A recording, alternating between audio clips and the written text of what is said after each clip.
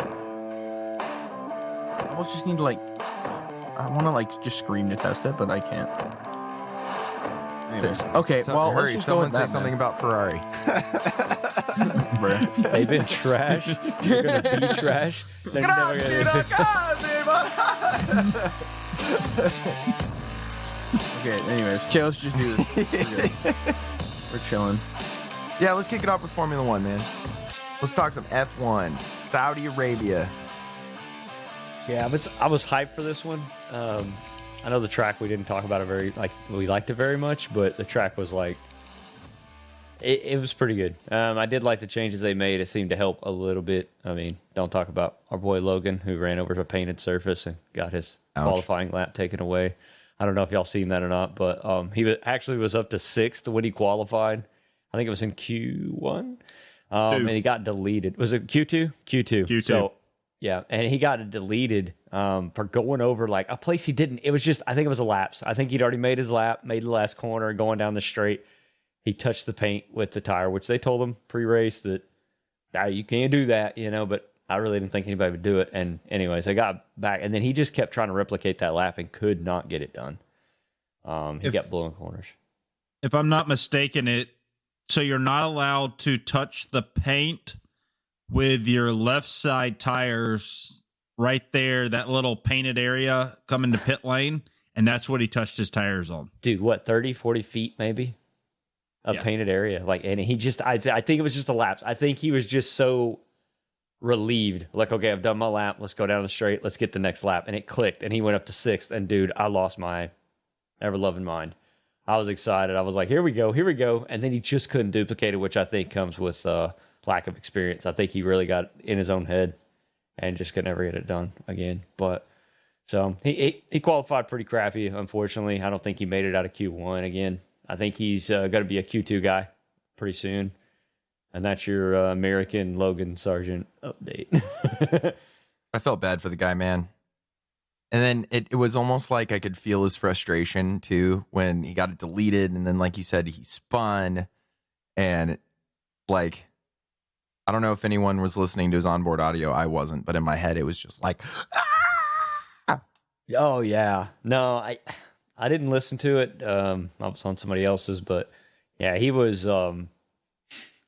He was very super frustrated. I heard him in a little bit of the interviews afterwards, and he was just, like I said, showing his frustration. But when you're young like that, second race in, and you pop up to 6th on the podium, on the qualifying pole, man, you start getting butterflies, and they're like, hey, it's been deleted. You need to come in and get tires. We can do it again. And then you blow a corner and have to turn it around on a street circuit, get back out on the track, and then you blow another corner, and then time's running down, and I'm sure it was just, man, I bet you his head was just spinning. And hopefully he can come back from it. I think he can. It's not that big a deal. It's just qualifying. And he's in a Williams. They showed speed, but I think he'll be fine. I still love you, Logan. If you're listening to this, I still love you, buddy. We know he's listening. We have all the hope in the world for you, man. Well, 3 of us do. Big love. Big love from your American fans here. Okay, Hell yeah, brother. Yeah, Antonio don't care. He's like, go Stroll. Bring back Latifi. Yeah, he had it. Past that, I mean, really qualifying was pretty straightforward. I don't think there was any surprising anything except for Max.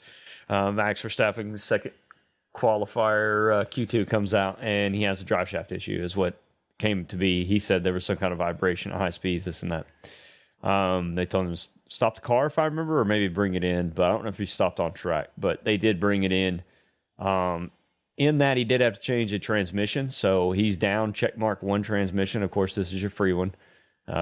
So he's already down that. Usually, I think they give him 4 or 5 races that they can change an engine, transmission, and ECU. Those are all different on how many races in between without a penalty. But he's already down one of those second race. And they asked why they changed the transmission. I guess in those cars, you have to take that out to get that drive shaft too, to get it completely, replaced. So they said, well, once we're taking it out, why don't we just rebuild it, change it, put a new one in? That was the reasoning behind that. He didn't lose any grid spaces. Unfortunately, he didn't really set a qualifying lap, so he was 15th to start the race. I don't know. The reliability issues will come up later when we're talking during the race, but Do y'all think this is going to be an issue for Red Bull from here on out? I mean, I think everyone hopes so, right? Well, I don't.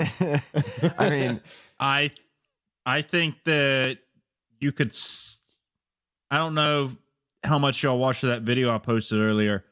I think there is concern in the Red Bull paddock about liability, and I think that's what played into why Perez was asking why they were letting Max race him at the end of the race. Oh yeah. And they did have this last year. 5 or 6 races in, it really didn't take until Max stepped up and Red Bull got their stuff together and he started really taking off. They did have some issues. Of course, that was a new car. I think that's what everybody thought was new car. We're just coming to grips with the new car, but it was. I don't know. It's very interesting they're having this many issues this early. I don't. It doesn't make you feel great, as a Red Bull fan. yeah, I mean, it's almost like they just decided to like skip every other bolt to save weight, or something like. Or were they overzealous or something? Who knows? Sorry, I mean, that was a joke, by the way. I don't think they did that. Yeah. To anyone listening, like they wouldn't do that. Yeah, you're right. But or would they? I'm looking at the results for qualifying right now. The one thing that was stonkingly obvious was that Red Bull, if they can get over their reliability issues, have found the secret sauce for the season. And compared to everyone else, the time discrepancy between the Red Bulls and everyone else is just silly. And we saw it with Max in the race, right? Like that dude was walking people down. I don't know if you remember when he made the pass on George Russell, I believe it was. They both had DRS down the straight, and he just blew by him. It was silly. It was like, well, no, let me rephrase that. Coming down the straight, Max did not have DRS, and George did. Yeah. And he was still able to just, blow his doors off. It was silly looking. From what I remember on the broadcast, and I don't know how they were trying to say this stat, if it was with a car with DRS and a car without, or if they're saying with both cars having DRS, Red Bull has 17 miles an hour with DRS over the next car on the grid. That's a lot. I think that was just outright overall. They had 17 miles an hour, like on. I think it was like compared to like normal, like how when you open the wing, you gain X amount of miles per hour. I think that's just what the stat was. Because if they were getting 20 on someone with DRS and the other guy had DRS, that's crazy. Yeah.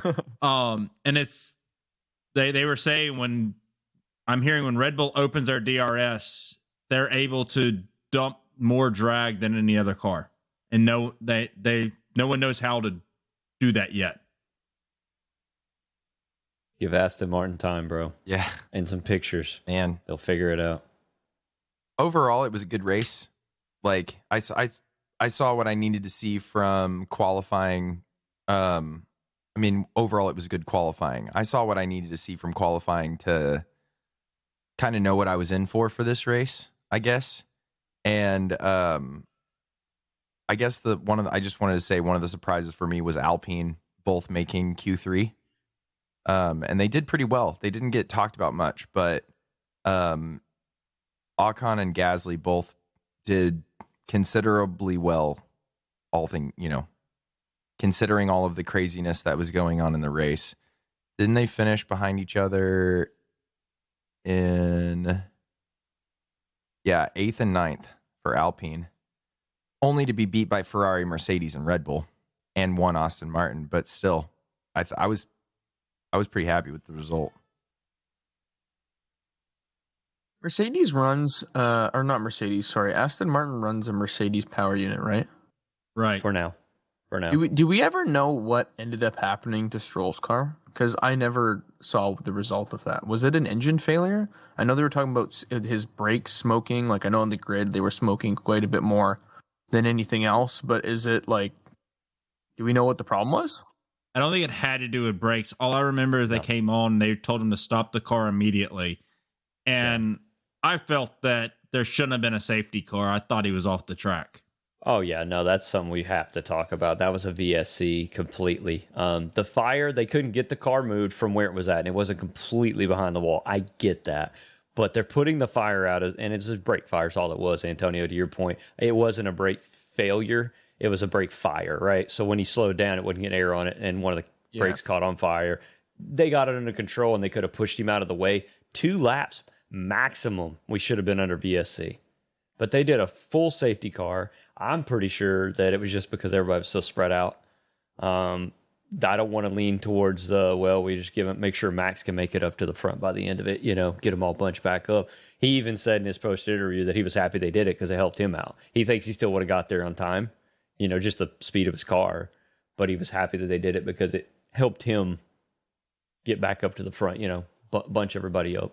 Sorry, I just wanted to update. Austin Martin has said that they're not sure, which I'm skeptical about, of what happened to the car still. And their update as of yesterday night says that they still don't know what happened or caused it, but there was a reduction in energy recovery, at least. Interesting.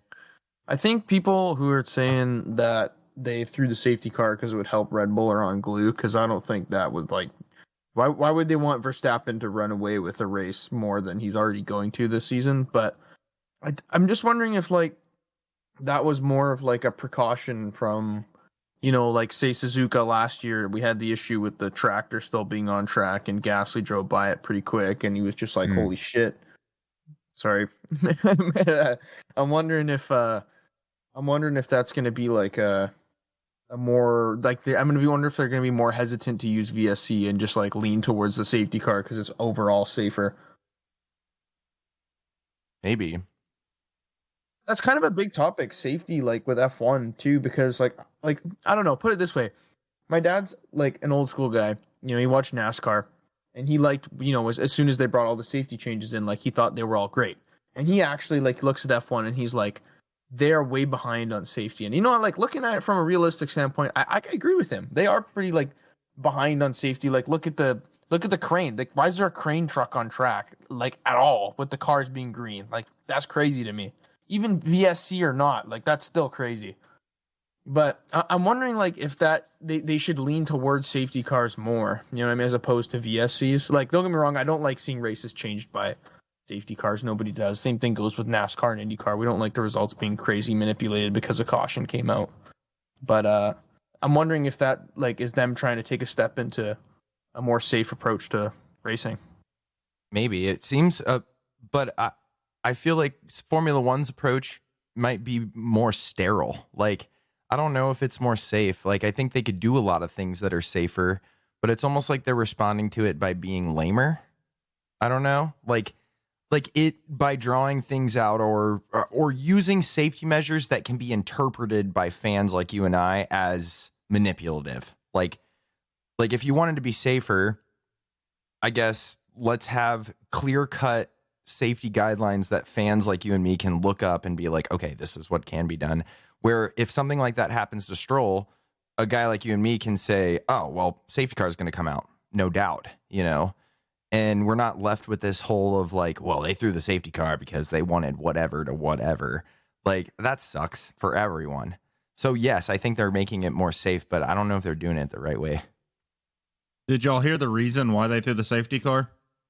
To make Red Bull up to the top. No. Supposedly, the on-track monitor said the car was still on track. It was a EMP attack on Saudi. Is that what you're saying? You can see cameras around the track, right? You could double check that. Okay, car on track. No, that car's off track. The announcer said that they thought it was maybe the wing was sticking out behind the wall, which claimed it to be on track. Okay, so I get that, but the VSC would give them, they slow down to 40%, right? And so they could get guys behind that wing, even if it is hanging out, to go ahead and push that car past. But like you said, for that to happen, we have to have somebody visually say, no, the computer's wrong. Car's safely off track. Let's go to VSC. What's weird to me, though, is I would think they would want to start. I feel like the default should always be throw VSC first and then progress into a safety car. So, say it's throw the VSC. There's obviously an incident. This guy's got to get his car recovered, regardless. Yep. look, okay, is it on track? Like, you can do this in 15 to 20 seconds and throw the VSC. Like, throw the VSC, the track's in a state where it's okay to go on the track if there's a marshal that needs to go on. And then if there's a further issue that they need to do something more, like, would it not make more sense to throw a safety car at that point? I don't know. I don't know if they can do that, if they can progress from one into the other. I don't know how that all works, but I feel like to me that makes sense, but I don't know. Why not have that marshal post decide, hey, we need a virtual safety car, we need a full safety car? That's what I was going to say. In a sport with so much money, why are we relying on all these sensors and stuff to make calls for us? I mean, wasn't that the problem with Fernando Alonso too? Is that like there was some sensor that sent something to the FIA that like, hey, the rear jackman was in contact with the car before the penalty started. And then the FIA was like, yeah, we know, but we're mad. And then we're not mad. And point is like, there's already human intervention. And so if we're paying all this money, like why, like you said, why don't we just have marshals or have the call come from people on all the places and not rely on like, well, the sensor and the transponder said the car was on track. And that's why the virtual safety car was thrown by the computer. Like, I don't know. That sucks, man. Like, it's the same reason why I don't want virtual refs in basketball. Like, it sucks. Don't quote me on this. You don't have to do research on this. Aren't the marshals there too also volunteers? Like, yes. they don't pay. They're literally just there. Like, F1 makes enough money. They can hire marshals to travel with them. I know that's how it is at COTA. I know the flag guy at COTA, like the starter. And I asked him like, hey man, how do I become a marshal for the Formula One race? And yeah, it's this whole big process. You apply, you show your credentials, but at the end of the day, yeah, you're a volunteer. Your pay is free food, some drinks, and 3 days admission to a Formula One race. I'll still do this. I mean, me too. I was like, I'm in, but I didn't have the Can resume. we all get on the same corner, all four of us? That'd be a blast. They sure would get some screwed up calls out of that corner. Be like, here comes Hamilton and Russell. There's a blue flag. Let him around. What was that Better for? calls than the FIA, I think, lately. Yeah. Why is Ferrari getting all these black flags out of turn 4? Yeah, Norman's there. But yeah, no, so back to that deal. I think we're going to touch on it in a later episode for sure. It's F1 and money, and it's mismanaged, and it's all for the people who are taking it in and not to be given for the sport. And that's the problem with it, but that's for a whole nother podcast/podcasts in the future, and maybe more than one. So anyways, yeah, it's craziness. I don't understand it either, boys. Well, I know, but on that note, let's talk some Fernando Alonso, I think. Yeah, dude, come on, right off the start.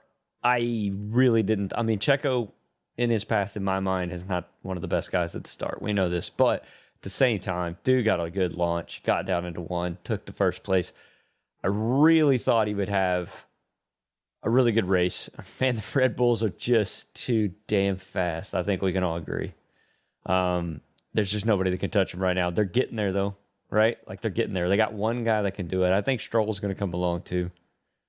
But he just couldn't do it. I know I heard over the radio, they said, plan A, definitely plan A. And then, people don't go out there playing. So what I'm taking from that is when they told Alonso that was keeping DRS, keep him up with him. Will either overcut or undercut with tires, safety car.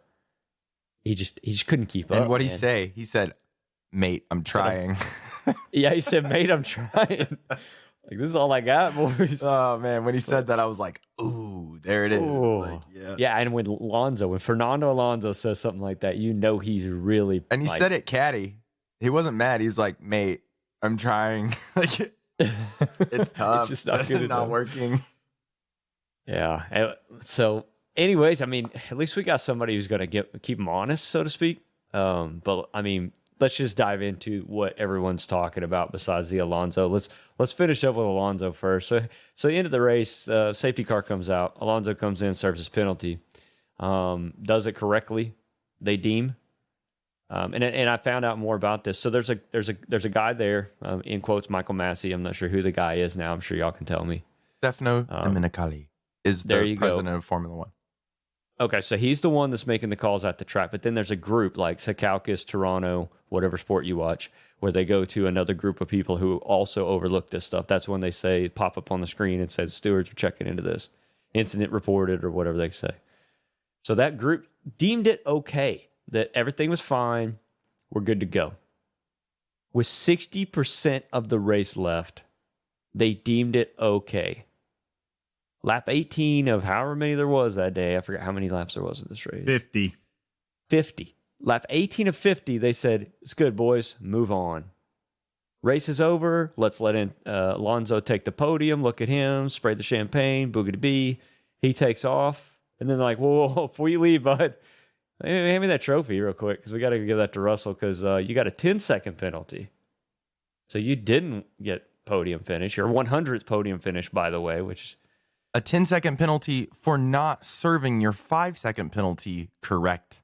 Let's make that clear. It was a penalty for not serving the penalty, apparently. Which has been a long time since they've actually done that. Oh, wait, no, it hasn't been a long time.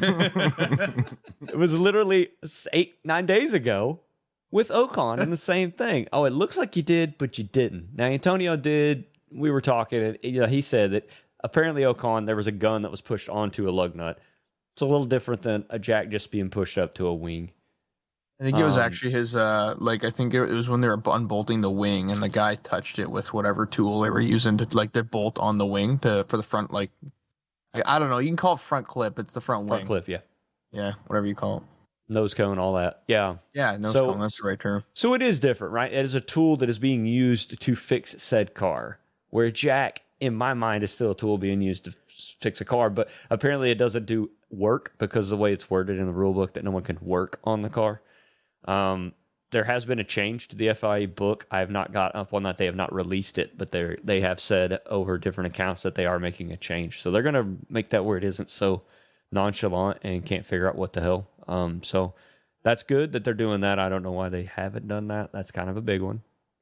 I would have to say I would agree with the NASCAR version. I know this is NASCAR under red flags, but you can't touch the car. Unless you're Sterling Marlin. Then you can jump out of your car, fix it, and jump back in. No, you cannot, because they punish him for that too.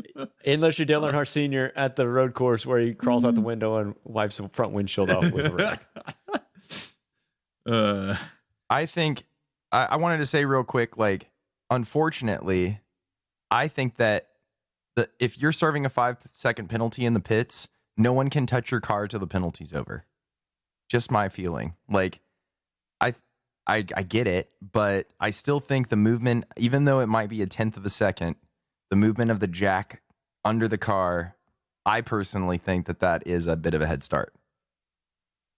Oh, yeah. And just to kind of tie this whole thing up, Will Buxton said on Twitter, he made a really good point. He said, we love lights in this sport, right? Lights out, lights this, lights that. Why don't we just put a red light above everybody's pit stall that has a big P on it? And that's for penalty. Perfect. You get a penalty, it's going to turn red. You can't touch the damn car until it goes off. Then it goes green. Then you move towards the car. Perfect. Everybody has to stand outside the box of the car until then. That way there's no hands, there's nobody hanging over it. Then you can move in. And that limits your advantage of trying to get the jack as close to the car without touching the car. Everyone knows where they can stand while the penalty is being served. It's cut and dry. Yep. So anyways, that ties that up. I'm sure we'll hear more on that. The second big controversy, if you want to say it wasn't even a controversy, dissension within Red Bull between the drivers, which we knew was an issue after the last race last year. Max was told to let off and let Checo go on through for second place, or for first place, which would have gave him second place in the standings. Would have been Red Bull 1-2, Red Bull constructors, right, and all that good stuff. So he said, "I've got my reasons. I've told y'all why I won't," and went on to win the race. So then we come to last week, kind of similar situation. So they told him numerous laps and numerous times. I counted 6, maybe even 7. They told Max, look, he heard a vibration, high-speed vibration, 10 to 15 laps before the end of the race. He said, I'm hearing something going down the straights. Is it another drive shaft? They're like, we're looking. He's over the radio, he was very, very concerned. Like, hey, what is going on here? And they're like, we don't know. And then finally they come on, with the with the F1 thing. It's fine. Looks good, Max push. But then 5 laps left or whatever, I think they figured out Max isn't going to make it. Checo had a brake scare. He kind of called in and said, my brakes feel like they're a little bit flat. They said they weren't seeing anything, and then he didn't call back. I think that's that. You're leading a F1 race for that long, and then you just start feeling things going wrong, right? Something's going to go wrong here. Kind of mindset.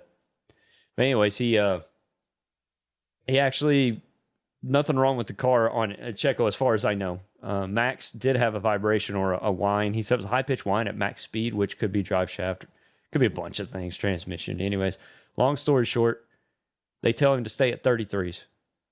33-0, 33-0, 33-0. They keep saying it. Lap after lap, nothing back from Max. Running 32.6, 32.5, 32.7. 33-0, Max. 33. Finally, they come in 33.0. Do you confirm? Nothing. 2 laps left. He says, who's got the fastest lap right now? They said, we're not concerned with that. And he said, I know you're not concerned with it, but I am. And then that's when they told him it was his teammate Perez in front of him with a 32-1, if I remember right. So then he can, then he pushes the car to its max limits and gets a 31.9. So it gives him I think those are the numbers. Anyways, long story short, he did get the fastest lap and took a point away from Perez. On the other side of things, I was listening to Perez's radio. He's told to stay at a 33 flat. Nothing comes back from Perez for a few seconds, and then he says, why do you want me running 4/10 slower than my teammate who just ran a 32.6? Yeah, they said, okay, Checo, 32.6 plus 0.4 plus 0.4. And he was like, why plus 0.4? Yeah, I mean, it was, to me, you could hear it in his voice, like, you want me to slow down for Max Verstappen? Like, this isn't happening. He was like, guys, what are we doing? Really? We're going to do this again? Yeah. And, so I sat in a house with the 100% Max fans. So my wife was like, there's no way you could have caught him. They were just trying to make him safe with the car. And I'm like, they were telling Max the same thing, though. And he just blatantly ignored him, I think what you have here is, I don't think it's a Nick and Lewis thing, because I think Max on the skill level is going to beat Perez. And we can have this debate now or a later date. But I think Max has better skills. I think what you see is Max knows his biggest threat is Perez, and he wants to take him out as soon as possible. Max just wants to go ahead and lock up everything and try to lock the championship up as quickly as possible, which I don't think is good for the sport at all. Really? You think? I think that, see, I kind of feel the opposite way.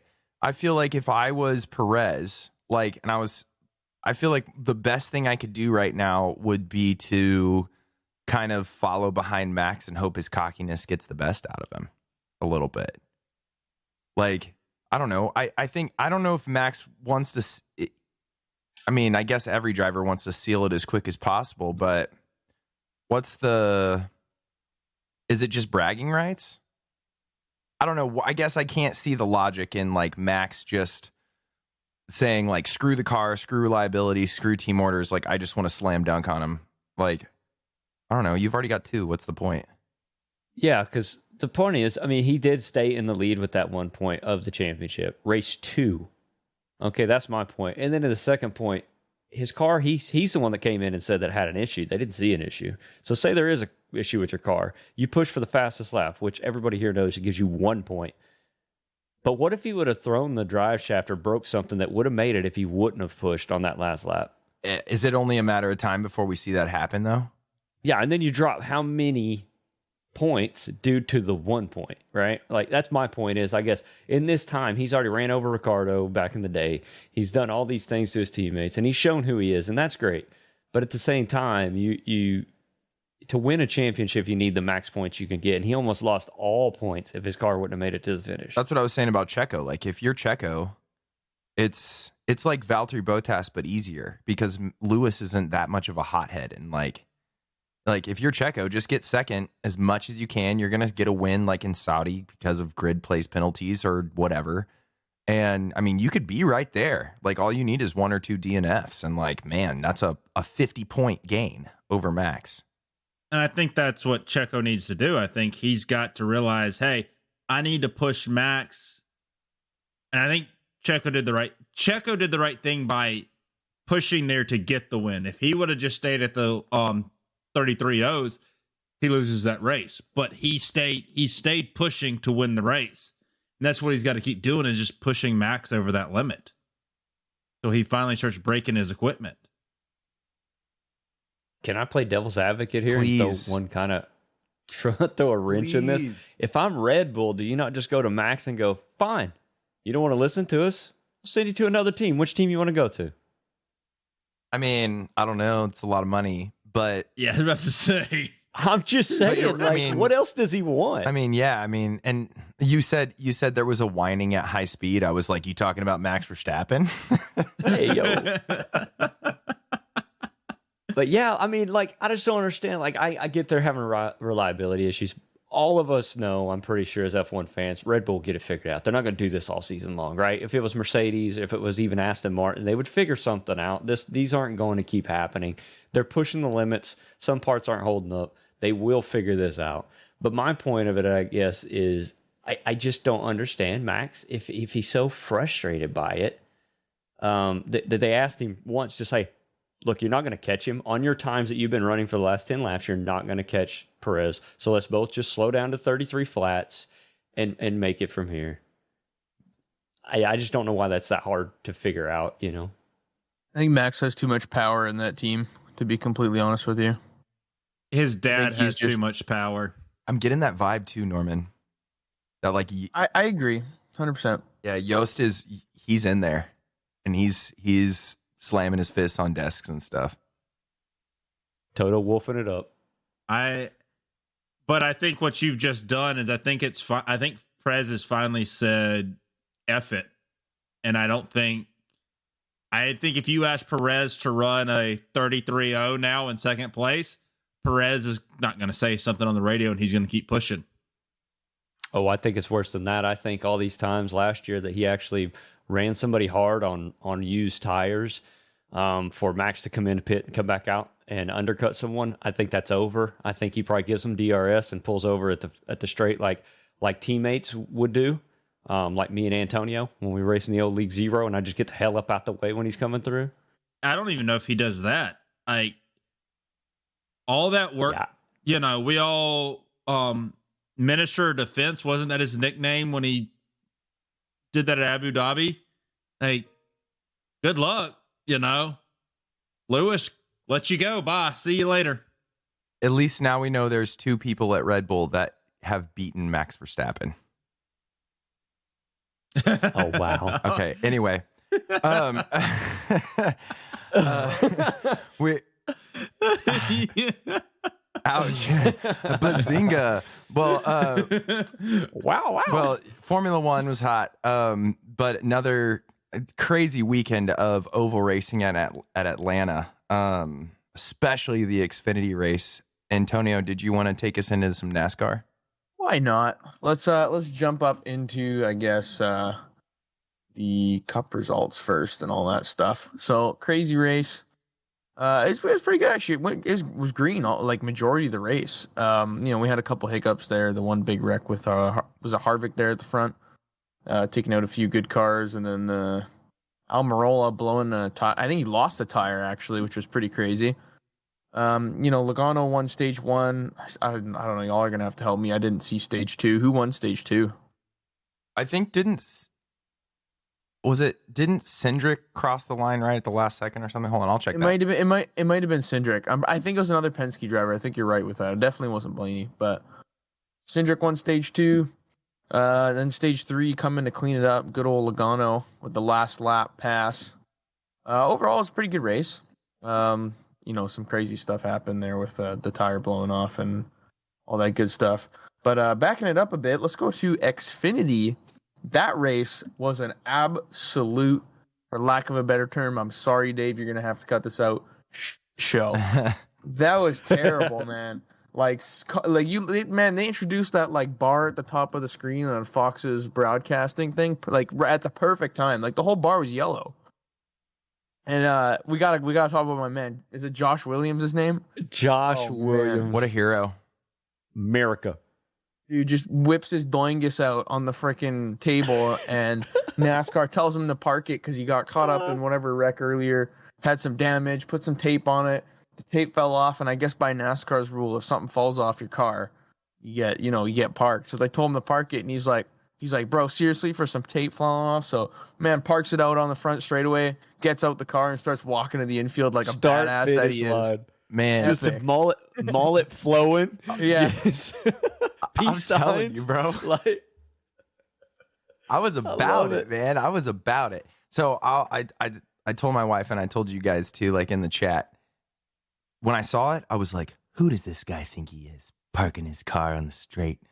Like ruining the race. Like I'm watching a race here, man. Like we're going to have to get your car off the track. And I slept on it, and I've totally flipped my opinion, man. This dude is a hero. Like it was all of the frustration of the fans that they had in NASCAR. It was all of the frustration of the drivers for the ridiculous penalties. Yes, there's a penalty. Like you can't just put your car all over the racetrack. You can't just let your car fall apart. I mean, I get it. And if he was a straight cut young dude like Ty Gibbs, I think I'd still hate him. But the fact that he got out of that car and he swished his mullet in the air and gave a thumbs up and peace sign to the crowd and just, I mean, at the most casual walk pace, walked back to the pit. And then he gets to the pit and all these NASCAR officials are talking in his ear. And he's like, what are they going to do? Fine me? Can't afford to pay it anyway. And he just walks away. Dude's a hero in my heart. As soon as his shirt comes out, I'm buying it. So Josh Williams, I know you listen to our podcast too, man. I'm pro you, man. You're the man. dude. And then they go and put they said, hey, you got to go to the infield care center because your car was still on track when you got out of it. And so he's like, I got to go to the infield care center. And he does the heart side to the camera and walks off. And Joey was broadcasting. Joey Logano was on the broadcast, just cracking up the whole time because that was such a Joey thing to do, which was funny.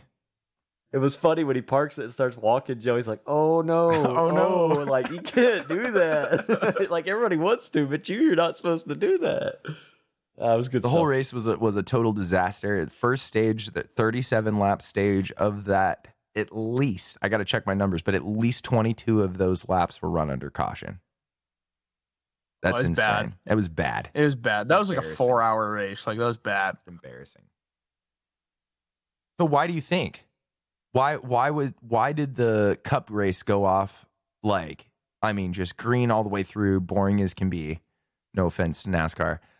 And why was the Xfinity race so chaotic? So I think most of it comes down to the fact that the Cup cars have a lot more downforce, and I just think it, like when you're running in a pack like that at 1.5 miles, like it's not huge. There's not a lot. I mean, there is space, but at the same time, like it's 1.5 miles. You're running flat out. I just feel like it's way easier to lose those trucks and those Xfinity cars just because they get aero moved around a lot more. They don't have the ground effects. So literally, like, sometimes a car in a draft behind you can literally just take the air off your rear and you're screwed. Whereas Cup, it's different. You got that downforce from the ground. So I just think you pair that with unexperienced drivers, and you just got a recipe for disaster. I mean, there's not much more you can really do about it, I think, other than not going there with those guys. Yeah, so I mean, similar thing if we rearrange Texas, right? We should just expect this with the new gen car. I guess so. Are they? Did they say if they're going to go through with the reconfiguration no, of but Texas? it's kind of needs. It's got to happen, right? Or they're just going to cut it. I mean, yeah, I think they made it terrible, but I honestly don't know why they changed it to begin with. Like, I thought Atlanta and Texas, before they got changed, were like two of the best tracks on the calendar, and now they've changed them both so much. Like, we all have iRacing. I mean, I'm sure some of the people listening out there have probably majority of them do, but go try old Texas and then go try new Texas. Like, is it just me, or is the old one not just better? Like, why did we reconfigure it to begin with? Well, if correct me if I'm wrong, but they had water seeping in turn 1 and 2 or something like that. Like the original construction was botched. There was some like they would rain and then the track would leak water for like 4 or 5 days after it rained. So racing there was not even realistic because we raced there in, IndyCar goes there in April, and then NASCAR goes there sometimes for the All-Star, and then later for playoffs and whatever. Anyway, it had a lot of implications. So they totally repaved it. It wasn't really, they reconfigured it some, but they mainly repaved it to save the water issue, and that made it worse. And then the PJ1 or whatever went down, and that was a disaster. Well, can we not say that Texas probably made enough money? Fix it. Yeah, Don't literally. change it. It's the just only track. It's the fix it. only oval in Texas, man. Yeah, well, and I'm sorry, but Texas has really? become. Yeah. Maybe it's because I'm in. There was a Oklahoma and I'm close to speedway Texas. outside of College Station that NASCAR ran at briefly in the 80s, but it's abandoned. Yeah, we're talking like pre-COT days. I mean, Texas has been there, dude. And like I said, maybe because it's my home track, in quotes, because I'm in Oklahoma, we don't have Right. one because we don't have anything. But I would go down there and watch it, Texas, and it was just. It feels like it's a staple to me. Yeah. And I don't know. Like you Yeah, said, you can't Texas just get and rid of it. Atlanta. You can't just get rid of it. And it's unlike Auto Club or any of these other speedways that are like in an urban area. Like Dallas Fort Worth is so open and sprawled out still. There's a lot of people there. I mean, it's a huge, huge city. But if you've ever been in Texas Motor Speedway, like it could get bigger. Like there's a lot of space around Texas Motor Speedway. Oh, yeah. Well, the good thing is Texas Motor Speedway officials are listening to this podcast. Yeah. So just don't change it. Just fix Just it. fix it, bro. From Canada all the way down to Texas, we all think, just fix it. Fix it. I mean, it's obvious the drivers didn't like Atlanta. There was a lot of talk on Twitter and in interviews about how they didn't like the configuration. And I mean, is NASCAR doing it just for good TV? Like this whole more super speedway, more flat out, because that's what the people want? It's provocative. It keeps the Right? people going. I just think I remember that why Texas changed to begin with. The big movement was the car was kind of average at 1.5 miles. Like it didn't do anything crazy.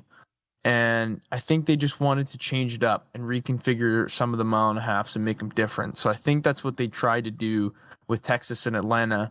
Now, don't get me wrong, like Atlanta can put on some good racing. Like it wasn't like overall that bad of a race. Like I know anybody who doesn't really, care for NASCAR or can't really appreciate what's going on. Like it's hard for an average viewer to look at that race and be like, "Oh, that was a great race."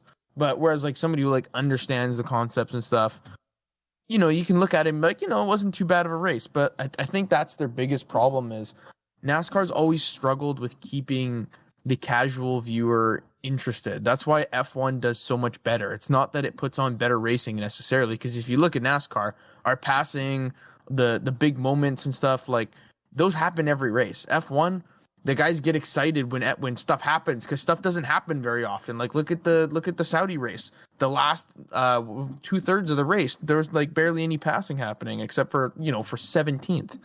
So you look at NASCAR week in and week out, it's actually like more exciting, but it's not because it's different. Like you can't really. It's hard to appeal to the average fan. I think they're just trying to go big or go home with it. But I'll be honest with you, I don't have any input on it, so I can't bash them too hard. They're trying. Like at least they're not just letting the sport die. But I don't know what more to do to make it better. NASCAR's numbers in the U.S. are still better than Formula One's as far as TV viewership goes. As far as in person, they're doing amazing too. The first 4 races of the season, they sold out. Like it's still a great event to go to. In my personal opinion, would I like to see them cut the like miles down by 100 or something like for all the races? Yeah, like some of them are ridiculously long. Like we're sitting there like even like places like I know Auto Club was the best race of the season. So of course the one time I want to bash the 2-mile track, it was actually a good race. But typically in the past, you'd go to like Michigan or Auto Club and it'd be terrible. You're like sitting there for 200 painful laps and you're just like, okay, can we just get over this? And then, you know what I mean? So I don't know. I would like to see some more variations and like throw a couple more like 300-mile races in there, maybe 350 as opposed to 4 and 5 for everything. Anyways, I don't think, attention spans are shorter. I think it would be great to do that. But on top of that, like, I don't know, man, they got to keep it more exciting. Like it's not working this car. The base principle of it being better all around on like road courses, like, it's square as opposed to the old body was like deformed more to the right just for like side force and all this stuff. I think it was a great idea, but they really need to work on that. Ground force. They got to really fix the ground effects. Because it's really affecting places like short tracks. Short tracks are brutal. Like, that's the roots of NASCAR. It's really affecting the plate tracks, and that's also roots of NASCAR. Like, you've taken the two biggest things that everybody cares about, and you've ruined them.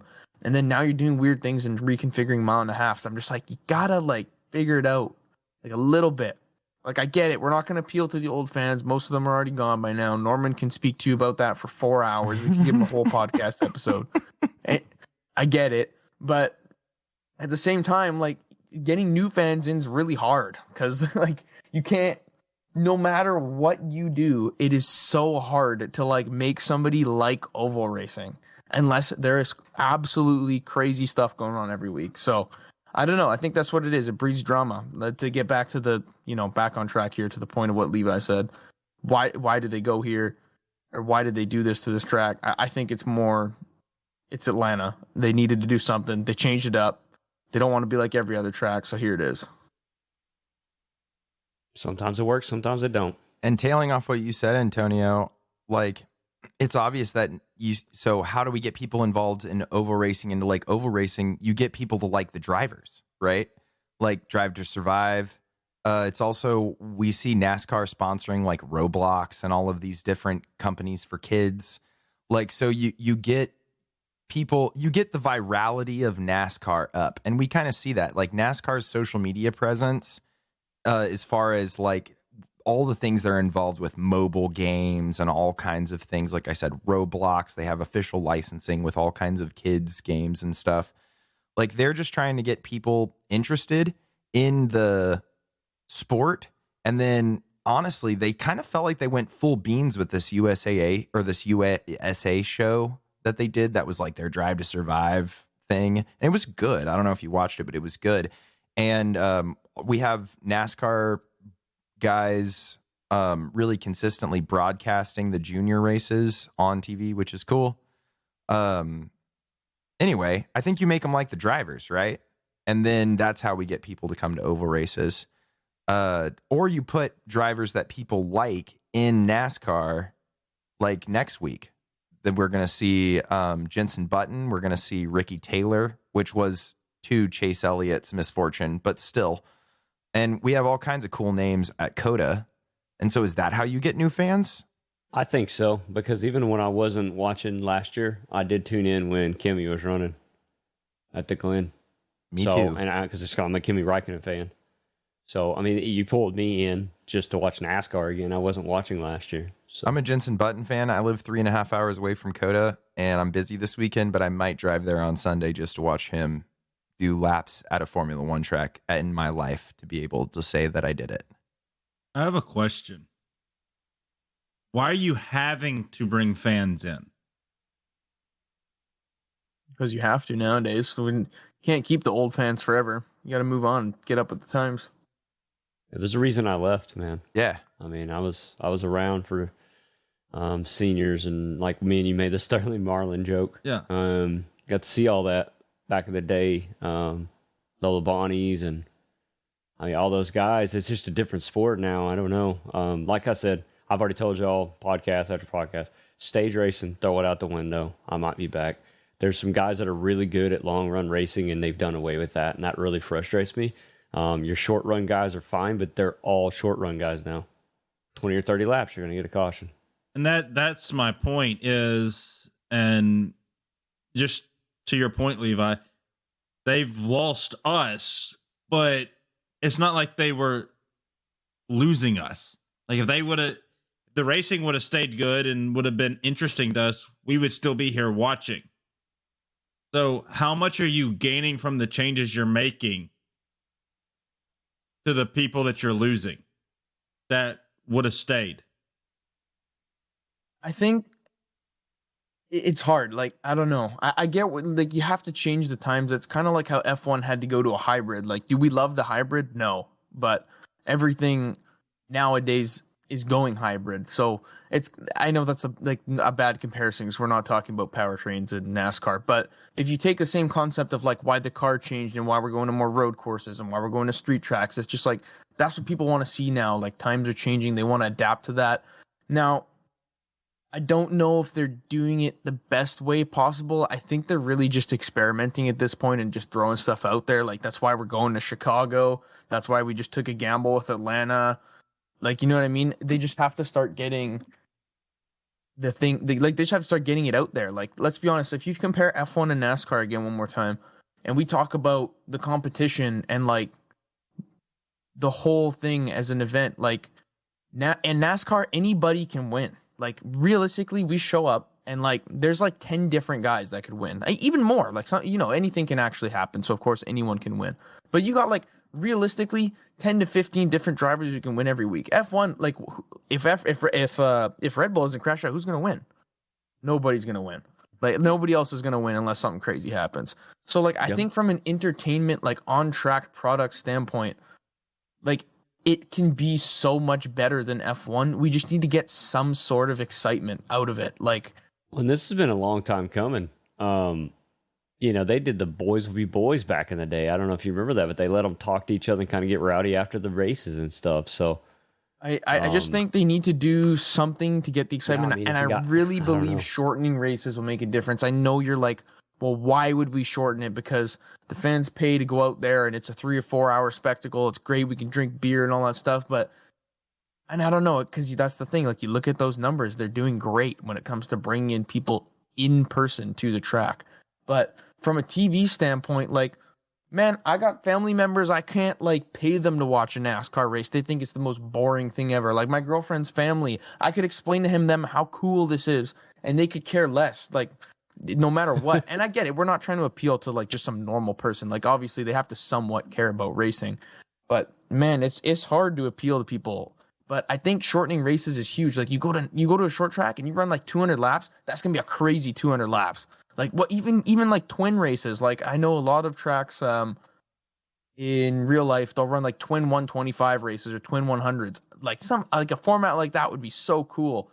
Or like, and it's closer to like the grassroots racing thing. So like, you're always going to have people who like short track racing and they came from grassroots. And those are the people you kind of want to appeal to. Like, we're not trying to just shoot at regular people. And I think that's their problem. I think they're trying to go like F1 where they've started to appeal to regular people. Like F1's kind of like more about, how big of a spectacle it is. And I'm not saying that's a good thing. Like, I don't like it personally. Like we talked about in previous episodes, like, people are coming to just take photos with the car just to say they were here. Like celebrities, regular people that are just like have somewhat of a following. Like, I don't want NASCAR to turn into that. So I'm kind of okay with where they're at right now. But it seems like they're going to try and appeal to regular people. But the good news is the on-track action on oval is so like mediocre and not appealing to average people that I don't know if they're going to be able to do it. So I'm hoping they don't go away from focusing on track product and focusing on the event itself. Because probably was it Atlanta they were talking about putting casinos in, or I don't remember. What was one of the tracks? I heard it on DBC. They were talking about some track and putting casinos in around it or something to make the fan experience better. But like they're gonna focus on the experience as a whole as opposed to like come on, man, we got to fix the on track. Like that's the product. Yeah, well, I don't know. I think you're really onto something because the NFL is the same way. Last couple of years, they've talked about shortening the games, right? And can we say NFL's the biggest? I mean, right? Any sport, they bring in the most cash. I'm pretty damn sure that is. Somebody could check me on that, but I'm pretty sure that one's hands down. NFL brings in the most money. So it's not like they need fans, but to your point, they're talking about shortening the games because people don't want to sit through a whole NFL game. And it's the same thing with NASCAR. I watch defenses. I watch wide receivers on cornerbacks. I watch linebackers filling A-gaps all game long. I don't watch just a game. I'm watching the details. You're not watching just a race. You're watching this guy against that guy. He's went by him. They've had a little bit of, beef in the past. Okay, went on by him, and now somebody else's, teammates, not teammates, old teammates, friends, not friends. You know the ins and outs. And like you said, you can't pay someone. You try to tell them about all this stuff going on, even if they're sitting in the same room as you, but it just doesn't translate. I think it's tough too because it's harder to do it. Like like watching baseball sucks, but if you grew up playing baseball, like watching baseball is not that bad because you follow the narrative and like it's this thing. Same thing with football, but I have some friends that never played football and they love football, so I'm not going to use that example. But for racing, like I got into racing solely because I got into sim racing. Like I got into Formula One as a concept. I got F1 2019 or 2018 or whatever it was. I played that and then I was like, whoa, this is crazy. Like there's so many factors here that I had no idea about. Like you said, defense and offense and what's the nose guard doing and the middle linebacker's assignment changes every play. Like where's he lining up? Is he down? Is he up? Like all of those things. You don't realize that if you're just watching the quarterback throw passes. Like if you're just a casual fan. So do we get more fans into racing through sim racing, or like how does that translate, I guess? Because that's not realistic. Well, I'd love to have a special on this at some point where I can actually write down some topics and have some, stuff to say, because I'm one of those people that rambles on and then forgets what they were going to say. But like, I really think NASCAR does a really great job with their cutaways where they go to the cutaway car and they explain concepts and stuff like that. But I'm telling you, if you took that race and shortened it, it would be so much better. Like, I love NASCAR. I have people I know who love NASCAR. And literally, like, I don't want to sit here watching the race for 3.5 hours. Like, there's some races I don't even watch because I'm just like, I don't want to sit here. I really don't. And, like, for example, Atlanta this week, I started watching it, and it was like, I don't know, 12:30, and I was just like, okay, I can sit here and blow my entire day for 3.5 hours watching. It's a good race. Don't get me wrong. It's interesting, but you can only sit there so long, man. Like, look at F1. I'm sitting there for an hour and a half, and I get bored because they stop racing for 20 laps. So, I don't know. I just really think that length is a huge, huge thing. Huge thing. I bet Norman King, the King of Salt, has a little bit to touch base on this. Yeah, you know what? That cues it in Norman King, the King of Salt. I'm gonna bring this up because y'all are starting to talk about how they want to shrink football games. Let's shrink NASCAR. Let's change the game. Let's do all this. These are sporting events. We use them as entertainment, right? But I think the entertainment side of things is getting too big. I think we need to look back. Those drivers don't drive these races because they want to entertain you. They're driving these races because that's their career. That's their passion. That's what they love. Antonio, you run on Legends. Do you just go out there because you're trying to entertain the fans and get some money? No, you go out there because you want to race. These football players go out there because they want to play the game. So why are we more worried about the fans than we are the people that are providing the entertainment? Yeah, but you could also say the same thing, though, of like without the fans and the people watching, you wouldn't have the sport. So there's got to be somewhat of a balance. And like even to them, though, I'm go look pretty at the sure plate those tracks, guys. for example. Look at the guys in the early '90s in racing. Half those guys were grassroots guys. You had your Dale Earnhardts, you had your Jeff Gordons and all that, but the back markers weren't making millions of dollars a year like these back markers are now. No, I get what you mean, but like look at plate tracks, for example. Like you got guys that literally the package is so bad that they can't pull out because they know they're going to the back. So it's just like you need and that's boring for both the fans and the drivers. Like who is it that they were talking about, Larson or something, at some point where they were Levi brought this point up in one of our previous episodes, and he was saying somebody was leading and he's like, oh man, this is boring. I think it was during our 500 episode, like the post 500 episode.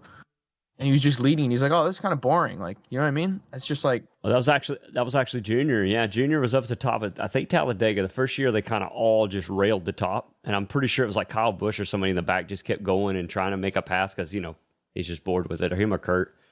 But yeah, Dale Jr. literally got on the radio and was like, "I wish somebody come up here and race me because this is boring. Is this what we're gonna do?" He was actually talking about some guy cooking barbecue and something, and the flame got too big in the infield. Like he was totally out of the race, and he's leading the race.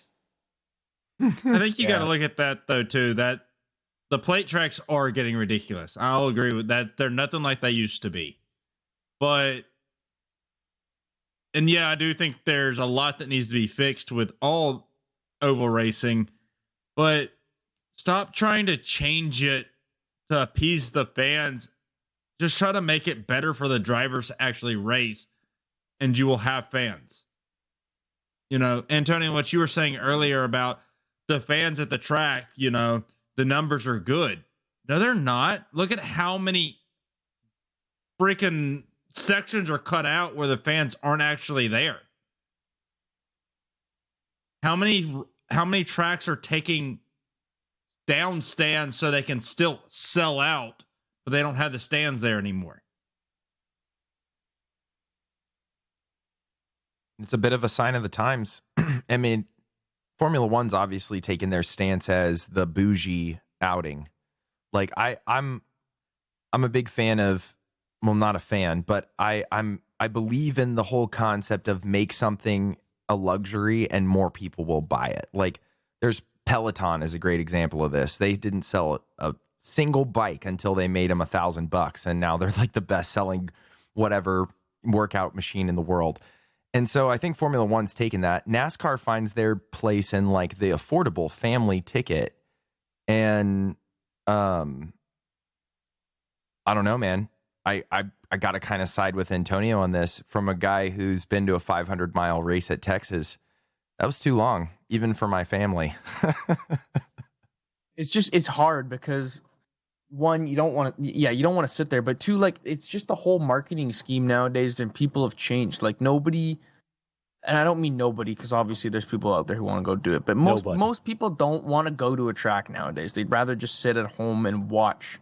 Like in regards to at least NASCAR, I'm not talking short tracks and stuff. There's those still sell out every week, but in regards to like a NASCAR track, like even me, I've been considering going down to Portland because it's about, you know, a 3.5-4 hour drive for me, and to go watch this Xfinity race or to go watch this IndyCar race. But at the same time, like you add up how much all that is, and you're just like, I can just watch this at home for free. Best seat in the house. So yeah, exactly. And then you got all the camera angles. You don't have to deal with, you know, oh, I can only see this corner of the track. Like it's hard. I don't know. I think it's too different nowadays to revert back to what we were doing before.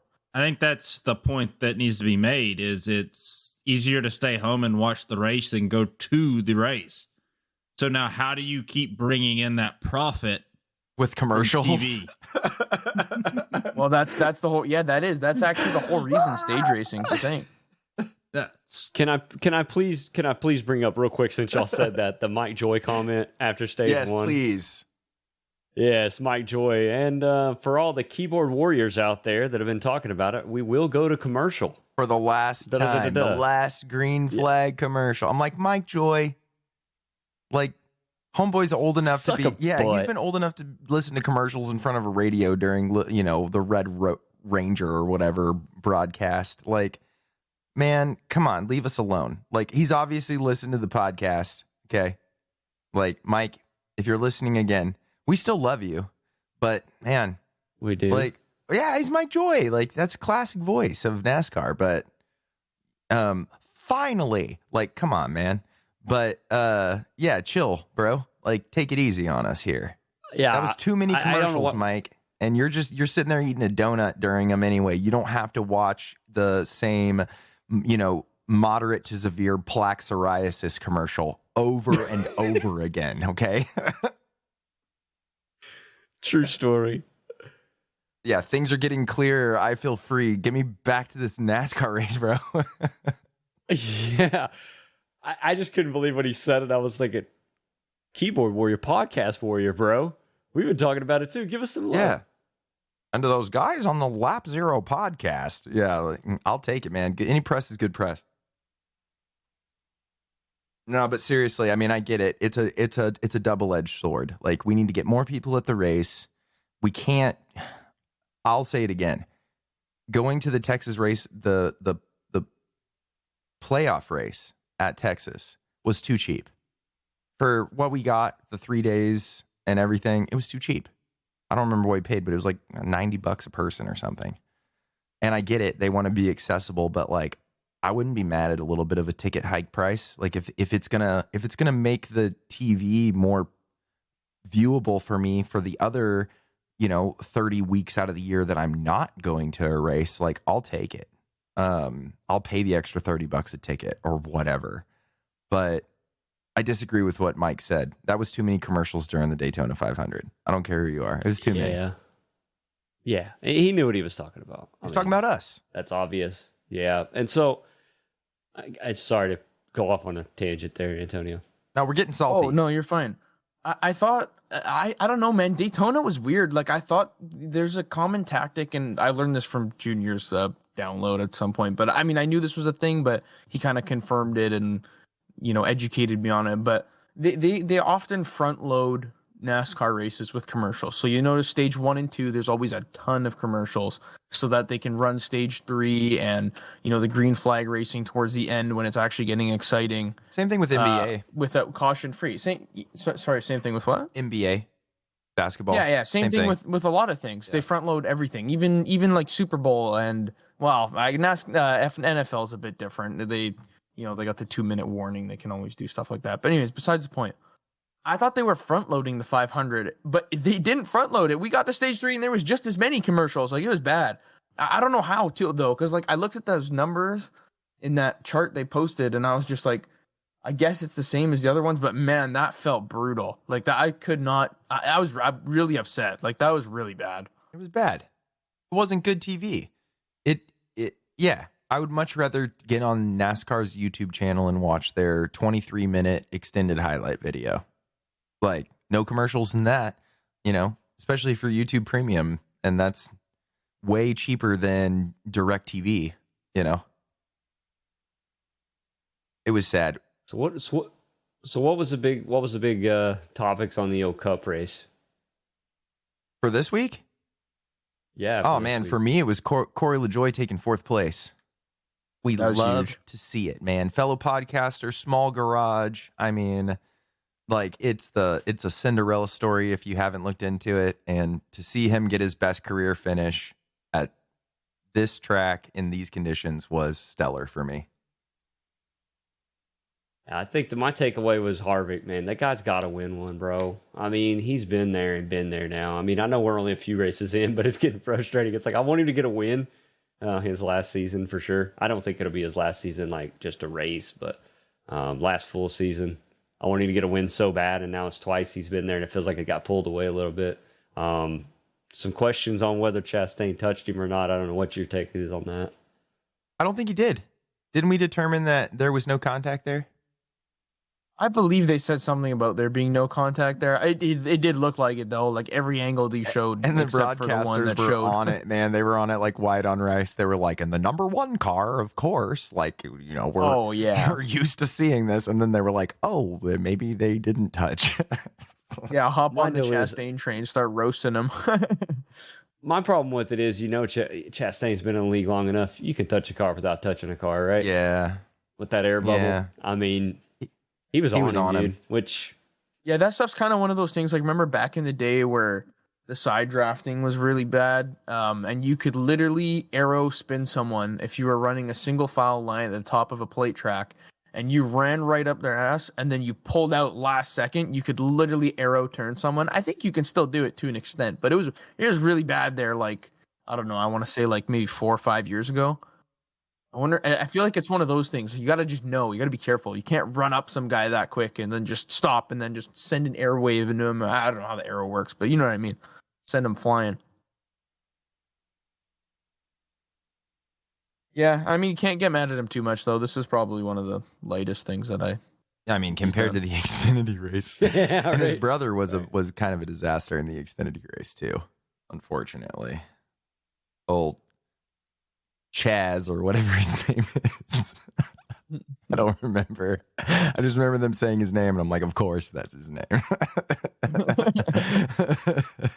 His name's Tyler, of course. Well, I can't go on without giving my boy Joey Logano props. Penske was so strong, and they knew what they were doing there at the end of the race. They had the beans. They knew they had the beans. That was just masterclass there at the end. Sad Blaney times with his 7th place. Yep. To be fair, he was like 32nd at the end of lap 170, to be fair. He did come back. And I'm super proud of Brad Keselowski. Like, he's doing really well. He's led at every track this season so far. But like, man, find a different sponsor other than White Bread, dude, because you're wearing it. He looks like the Pillsbury Doughboy in that King's Hawaiian stuff, man. It's just, I love King's Hawaiian rolls. I just love these things, man. It shows, bro. It shows. And then he ran to the porta potty right after the race, like all urgent. Well, King's Hawaiian, man. I'm just like eating these rolls while I'm racing, man. You're just too good. If you haven't slider buns, I'll tell you, I can eat a whole pack of King's Hawaiian just like by myself. So, whatever. But no, I saw Brad. I'm Canadian. I don't even know what you're talking about. King's Hawaiian, man. You need to lay it off. Oh, dude, we'll send you some. They're good. I wonder if they have that up here. I better look it up before I found sounds stupid. Anyways, enough bashing on NASCAR. There was some other racing that happened this weekend also at a pretty prevalent road course. Big enduro stuff, man. WEC and IMSA back to back at Sebring. Norman, you're kind of the expert. Why don't you give us the breakdown?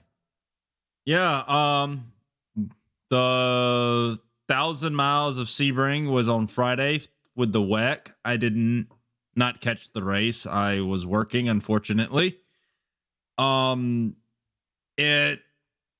Peugeot had their issues early in that race with one of their cars having a transmission issue. So they brought it in before the green flag even dropped. Really only know what happened in the hypercar section. Got extremely lucky with, I think, about lap 8, a GTE Am car. Had a nice overdrive of turn 1 into the tire barrier and upside down. It brought out a full course caution, letting them help them get their car back on track. But yeah, it wasn't anything great. They still that looked rough. Yes, that looked rough. That one looked really bad. I don't think it was as bad as it looked because of the I think it was like a soft rollover, but it did look rough.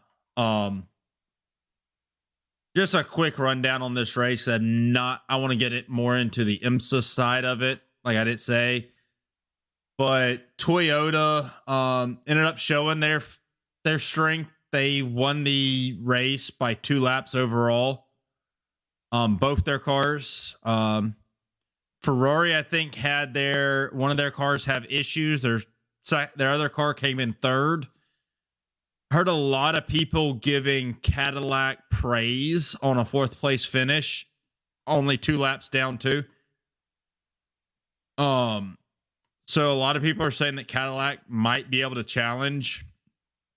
I'm not full sure on the breakdown, but I guess the hypercar class and the LMDH class are the same class, but have a little different rules bends.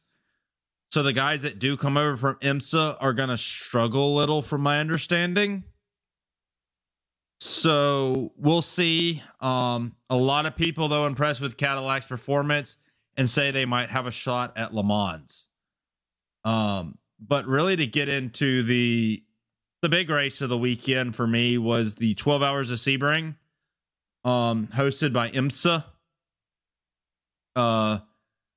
Really good race. I think throughout the whole race, the biggest lead I ever saw was, I think, 15 seconds on Scott Dixon's stint. It was his first stint. I think it might have got up to 30 seconds, but it wasn't anything that a full course safety car couldn't bring back. The top class, the GTPs, ran hard all day. I had to say Chip Ganassi's car, Cadillac, dominated the race, but never far enough out like the WEC race. Then, with about 3 hours to go, had a failure or a mechanical issue. The car came into the pits with the looked like around the left side exhaust was on fire. They put the fire out and took the car behind the wall. Giving Wayne Taylor pretty much the green light to go.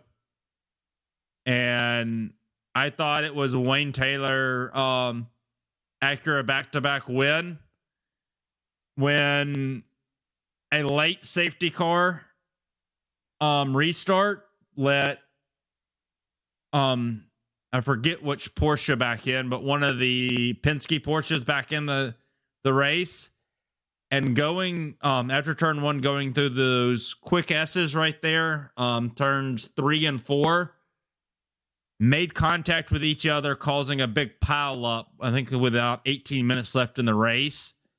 And the 31 Cadillac came through to take the lead, wasn't caught up in the mess, which also had their own issues and had a wreck probably an hour 2 of the race and came back to win the race, which I have to say the race for the top class was great all day.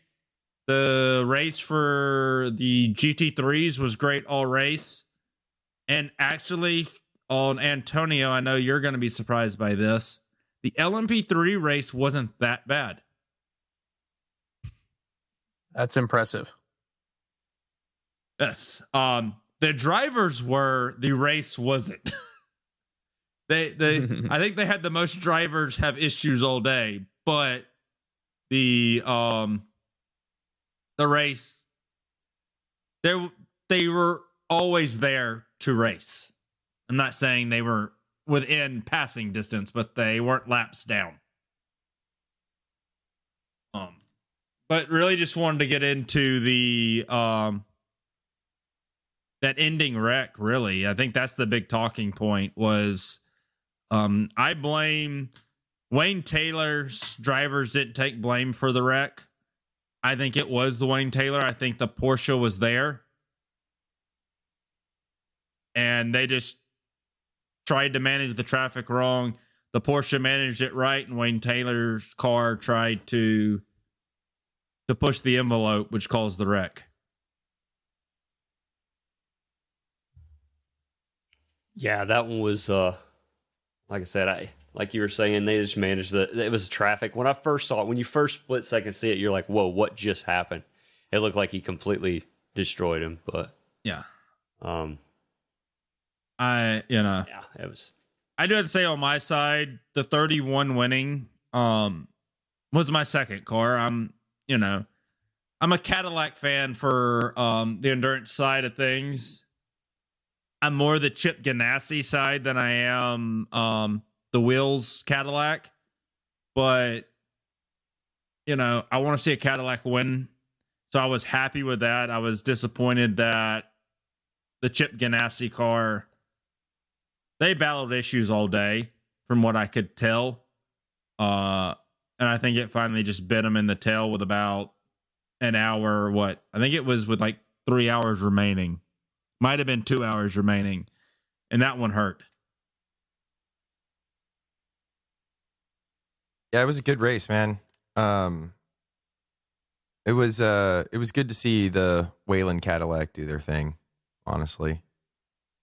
They deserved a little more from Daytona, all things considered, I thought. And so that was cool to see. And they had a rough start to that race. Yeah. So Cadillac's still strong. They took fourth in the WEC race also. So yes, they finished in front of both Porsches, which is great. I wanted to talk about the WEC race just a little bit more. Last episode, we were speculating about Toyota just a little bit.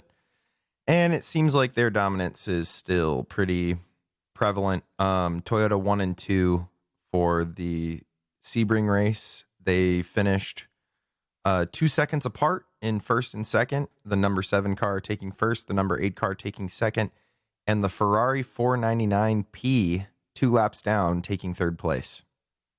Wow. So very big discrepancy. If you go down the list of LMH cars, it's obvious the Toyotas were absolutely dominant. The Cadillac finished 2 laps down in fourth.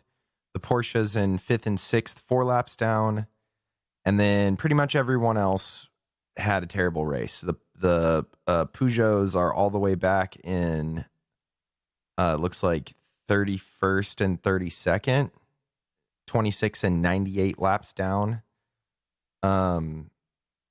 There's the Ferrari LMH is also P15, 11 laps down.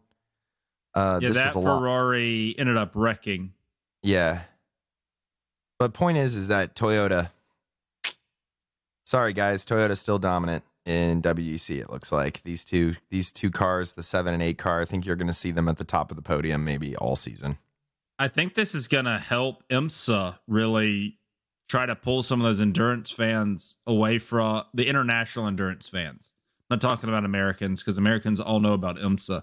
But I think internationally, with the racing being better in IMSA, where you have almost all the top class cars on the same lap.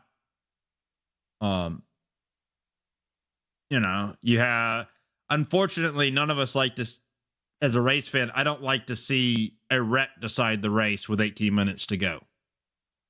But I do think it did give that excitement there at the end, because it shows how close they are, that they still can take each other out.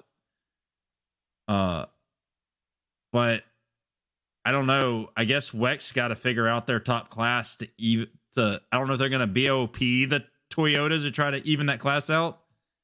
But I really want a Le Mans race that's close. Yeah, and it doesn't look like that right now. I'm looking at the fastest lap times. The Peugeots both 2.5 seconds off of the Toyota's fastest lap of the race. The Cadillac is a second off, and the Ferraris are 0.8 to half a second off fastest lap of the race. It's an obvious advantage. It's pretty. It's like you don't need to be a data guy.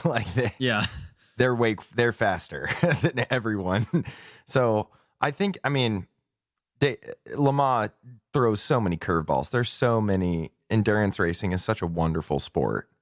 And so no telling what's going to happen at Le Mans. If we've seen anything out of Cadillac, it's that they can make it a 24-hour race, right? But they can't make it a 12. They finished 4 laps down. Fastest lap was 0.8 off the fastest lap of the race. So, they had some problems, but it's still enough proof in the pudding to me that, I think that they could do it. Let's rethink this. If I'm not mistaken, and I could be completely wrong, the WEC race could only go 8 hours. It was capped at 8 hours. That car don't know that. Yeah, that car finished the race. The 12-hour race, they broke down still with in hour 10. But they were respectable at Daytona. Yes, they were. But I'm just saying, it's making me reconsider what I said a couple episodes ago about how I think they might have a shot. I've been humbled now. Now I'm not fully on board again. Yeah. You're right, by the way. 8-hour time limit is correct. Yeah.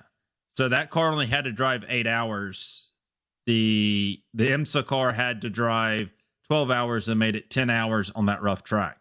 I don't know what the failure was, though. I just know there was fire coming out of the left side of around the left side of the exhaust. And they struggled all day with intermittent power issues. I'm just happy to see so many constructors in hypercar. Like you said, I think it's inevitably going to bring more American fans to international racing. Seeing names like Cadillac and we're going to see more. There's more coming. Isn't Audi trying to make a bid? And there's some more coming down the pipeline. Alpine's going to move in. I think it's going to look more like, I would say, F1. Well, it's old school. It's old school Le Mans. It's what we want to see, right? Yeah. You're going to see Alpines, Glickenhaus. They struggled today, but they're still trying to work out issues. Or they struggled Friday. They're working out issues. Peugeot, they struggled. One of their cars had that transmission failure before the green flag even dropped. So we'll see. I think as much as it hurts me to see, I think it's good to see Ferrari back in the top class. You know, I hope they fail miserably and crash and burn, but it's good to see big names back in the top class. Yep, I agree. Seeing Ferrari take a podium in a WEC race is pretty cool. It would have been better if it was Cadillac. Or Ford, right? Just some American manufacturer, dang it. For Norman, it's really anybody but Ferrari. All these Italian and Japanese. Get out of here, Germans and your Porsches. Just a hater. He's just a hater, man. No, just as long as it's not an Italian manufacturer. No, I guess. Oh, yeah, Lamborghini's coming in next year. Oh, yeah, they are. Speaking of that. It's the ugliest car I've ever seen built, but it's going to race. I don't know. The Peugeot, man, just is not. I don't think it looks cool. The Lamborghini, if I'm remembering right, it looks like someone like plugged in an air valve and overinflated it. But that's like most Lamborghinis. And then they made corners out of it. I was going to say, it's a Lambo. It's a Lambo. Yeah, it's supposed to make you feel strange. I really want to say that I would like for more people to try to watch some of these endurance races. They are entertaining. You don't have to watch them. You need to follow them. That's how you watch endurance races. Right. Yeah. It's more of a storyline. Yeah, it's, turn it on the background, do what you got to do that day. I ran a sim race while the race was going on, but still followed it and knew what was going on. And buy a sim, people. If you're listening to this and you don't at least have like a Logitech wheel that you mess around on, I'm telling you it's worth the money. Like, learn these tracks. If you're a racing fan, doing a lap around Sebring in any car is going to make you appreciate Sebring so much more. That track is violent, and on TV it it looks like an airfield because it is, but in real life, man, that track is an animal. So buy a sim, get on our level, people. And actually the race I was running was a 2 hour and 40-minute IMSA endurance race at Sebring, and netcode bit me again this time. Dang it. And the picture is posted in our Discord if y'all want to join our Discord and see the picture of how bad the netcode was. 7 minutes of repairs. If you don't know what netcode is, get on iRacing. You'll find out quickly. It will come up and bite you. Dang it. I'll let the other guys say it, agree with me or not, but that was a foot to a foot and a half of netcode. Yeah, that was tough. That's what you get for not buying $1 million race car and doing it yourself in real life. There you go. We won't have to worry about that code. Dang it. Should have bought a Lamborghini Huracan. Yeah, or then you just end up like Porsche, where the Acura just drives over you. Yeah, that was tough. And now you have $1 million race car with $1 million worth of repairs. Yep. That's why we have commercials, right? Apparently. A lot coming down the pipeline. We get a little break from Formula One. Next race is April 2nd. It's the Australian Grand Prix of Melbourne. Mate. I don't do a good Australian accent, or I'd help you out there. Yep. It is going to be, I don't either, but I tried. Where's Gareth when we need him? I know, dang it.